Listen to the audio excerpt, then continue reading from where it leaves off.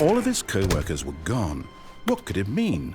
Stanley decided to go to the meeting room. Perhaps he had simply missed a memo.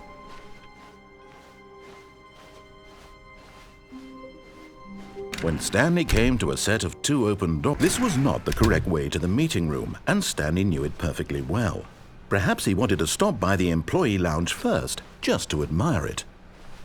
Stanley felt lightheaded, butterflies in his stomach, but eager to get back to business, Stanley took the first open door on his left. Stanley was so bad at following directions, it's incredible he wasn't fired years ago.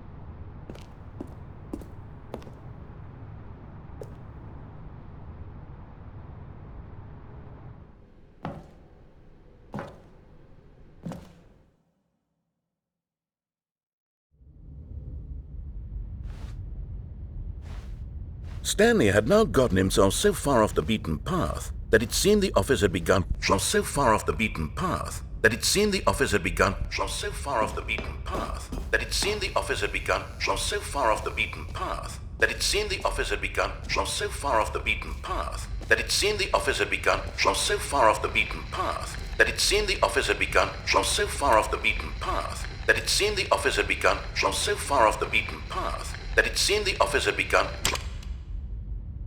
so far off the beaten path that it seemed... You didn't think I was actually just a recording, did you?